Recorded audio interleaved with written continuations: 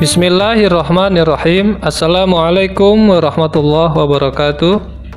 Sebelum lanjut nonton video ini, jangan lupa subscribe, like, and share supaya kita bersama-sama menebarkan amal jariah.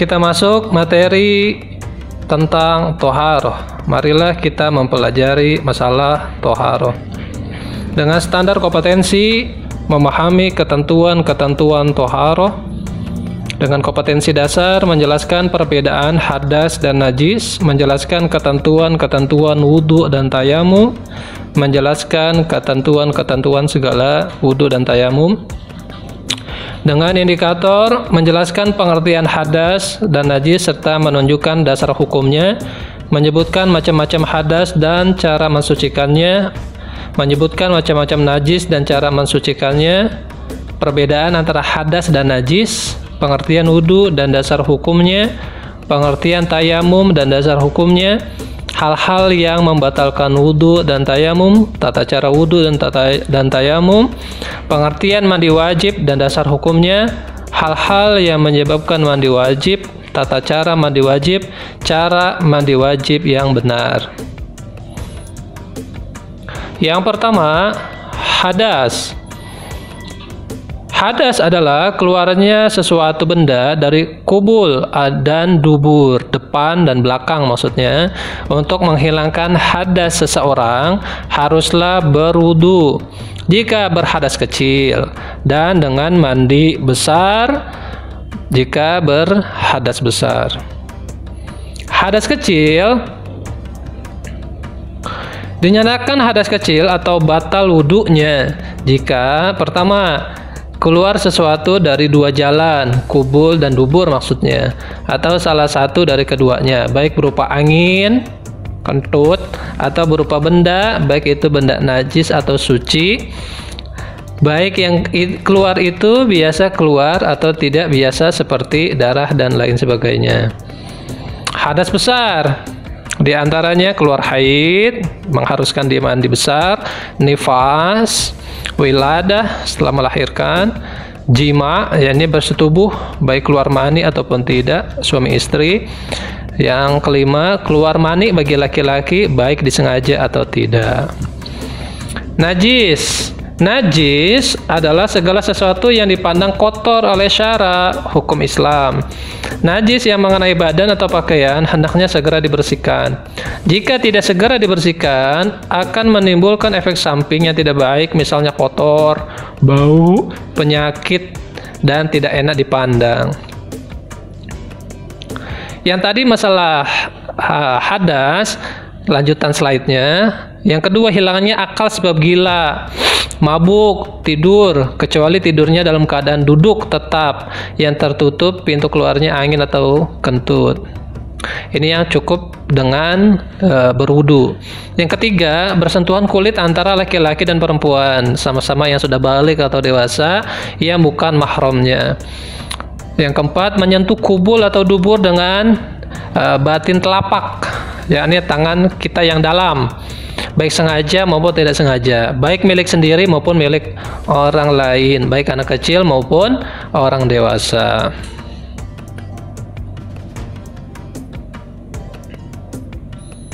Selanjutnya, macam-macam najis.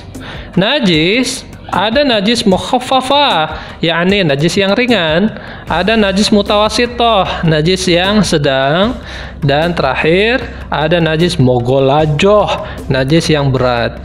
Mukhaffafah yakni air kencing bayi laki-laki yang belum makan apa-apa selain air susu ibu. Cara menghilangkannya, mensucikan najis tersebut, cukup dipercikan air yang suci pada benda yang terkena najis, maka benda tersebut sudah menjadi suci. Mutawasitoh, najis yang sedang, terbagi menjadi dua, ada yang hukmiyah, ada yang ainiyah. Hukmiyah yaitu diyakini adanya najis tetapi tidak nyata zatnya, baunya dan rasanya. Misalnya terkena air kencing yang sudah lama kering, Jadi baunya udah nggak ada, zatnya udah nggak ada, rasanya coba kalau dirasain juga udah nggak ada kali. Cara mensucikannya cukup dengan mengalirkan air di atas benda yang terkena najis tersebut, dicuci maksudnya. Nah, najis ainiyah, najis yang masih bisa dilihat warnanya, baunya, rasanya, misalnya air kencing, kotoran hewan atau manusia, darah, nanah, minuman keras dan sebagainya. Cara mensucikannya harus dihilangkan semua zatnya, ya warnanya, baunya dan rasanya.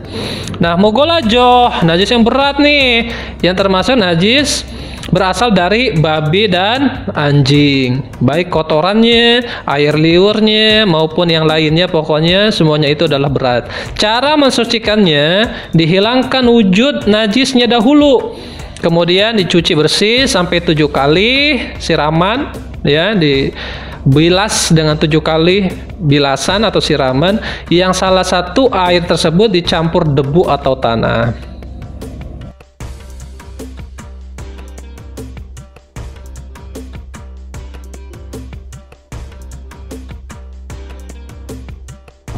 Syarat-syarat wudu. Pertama, beragama Islam, mumayyiz, berhadas kecil, memakai air yang suci dan mensucikan, tidak ada yang menghalanginya sampai air ke kulit.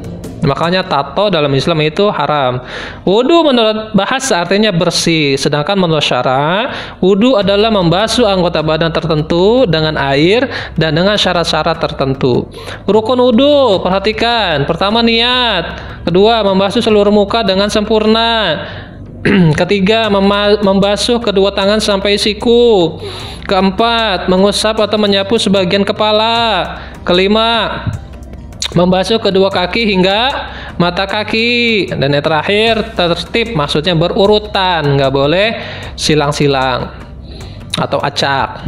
Sunnah wudu, membaca bismillah, mencuci kedua telapak tangan, kumur, membersihkan lubang hidung, membasuh kedua telinga, mengulang setiap gerakan 3 kali, ya, atau men-3-kalikan masing-masing basuhan, menyela-nyela jari tangan dan kaki, berdoa setelah wudu. Itu adalah sunnah-sunnah dari wudu. Sekarang kita masuk tayamum. Tayamum itu apa? Tayamum ialah menyapukan tanah atau debu suci ke muka dan kedua tangan dengan beberapa syarat tertentu sebagai pengganti wudu atau mandi besar. Ini apabila tidak ada air, tidak benar-benar didapatkan air. Diperbolehkannya tayamum pertama karena sakit yang dikhawatirkan bertambah sakit, ya, atau bertambah lama sembuhnya jika terkena air, maka dia harus tayamum. Kedua, karena dalam perjalanan tidak bisa menyebabkan dia untuk berhenti untuk mencari air. Karena tidak ada air dan susah mencari air dan sudah mencari air tetapi tidak mendapat air. Ada air tetapi udara sangat dingin sekali dan membahayakan, takutnya dia mati itu, ya, kalau kena air. Ada air tetapi tidak cukup untuk berwudu atau mandi, dikit banget airnya. Ada air tetapi hanya cukup untuk diminum saja. Ada air tetapi tempatnya sangat jauh sehingga apabila ke sana waktu sholat sudah habis, jauh banget dari sini ke Papua. Ada air tetapi apabila ke sana membahayakan jiwa atau harta. Ya, ada air tetapi lagi dikuasain sumbernya sama singa. Jadi lebih baik tayamum. Syarat-syarat tayamum. Pertama, memenuhi sebab-sebab diperbolehkannya tayamum. Sudah masuk waktu sholat, menghilangkan najis yang melekat di tubuh. Bagi wanita, tidak dalam keadaan haid atau nifas, menggunakan tanah atau debu yang suci. Di antaranya pertama, niat. Nah, nawaitu tayammum listibahati sholati fardhu lillahi ta'ala. Yang kedua, menyapu wajah dengan debu. Jadi nggak usah pakai kumur-kumur, ya. Yang ketiga, menyapu kedua tangan sampai siku dan tertib berurutan. Rukun-rukun tayamum tadi sudah, ya. Di antaranya itu sunnah tayamum: membaca basmalah, menipiskan debu di telapak tangan, membaca doa setelah tayamum, menghadap kiblat, mendahulukan anggota yang kanan kemudian yang kiri, menggosok sela-sela jari setelah menyapu kedua tangan. Yang membatalkan tayamum, semua hal yang membatalkan wudu juga membatalkan tayamum. Menemukan air jika tayamum yang dilakukan karena tidak ada air, tiba-tiba ada air, maka tayamum menjadi batal. Dapat menggunakan air jika tayamum yang dilakukan karena terhalang menggunakan air. Nah, sekarang kita masuk ke mandi wajib. Mandi wajib ialah menyiram dan meratakan air yang suci ke seluruh tubuh, mulai dari ujung rambut sampai ujung kaki, disertai niat menghilangkan hadas besar. Rukun mandi wajib. Pertama, niat mandi wajib untuk menghilangkan hadas besar. Nawaitul ghuslal wajibah lirafil hadasil akbari an jami'il badani fardan lillahi ta'ala. Menghilangkan najis yang ada pada anggota badan, meratakan air yang suci ke seluruh tubuh dari ujung rambut sampai ujung kaki. Harus rata semua, harus kebasuh. Makanya paling enak mandi wajib itu di kali biar langsung nyebur semua rata. Kesunahan dalam mandi wajib. Pertama, baca basmalah ketika akan mandi. Kalau di dalam kamar mandi nggak boleh diucapkan secara zahir, cukup dalam hati. Bismillahirrahmanirrahim, dalam hati saja. Berwudu terlebih dahulu sebelum mandi. Menggosok seluruh badan agar kotoran yang menempel hilang. Mendahulukan anggota badan yang kanan dari yang kiri. Memakai wangi-wangian seperti sampo, ya, atau sabun mandi. Berdoa sesudah mandi seperti doa sesudah wudu. Alat-alat untuk bersuci, ada air, ada batu, ada debu. Air diantaranya air mutlak, yaitu air yang suci dan dapat dipergunakan untuk bersuci serta belum berubah keadaannya, seperti air sumur, air hujan, air laut, air embun, air sungai, air salju. Air mustakmal, suci tetapi tidak bisa untuk mensucikan, ya, karena telah dipergunakan untuk bersuci sebelumnya.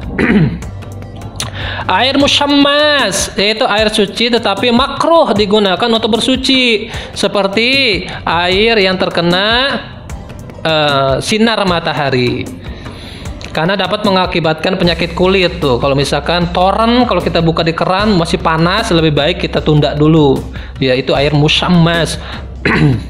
Air mutanajis, yaitu air yang terkena najis. Air ini tidak dapat dipergunakan untuk bersuci jika telah berubah salah satu sifatnya, yakni dari bau, rasa, atau warnanya. Jazakumullah khairan katsiran. Mudah-mudahan ada manfaatnya materi yang telah diberikan. Insya Allah kita akan praktekkan nanti. Mudah-mudahan ada manfaatnya. Jangan lupa subscribe, like, and share. Barakallahu lakum.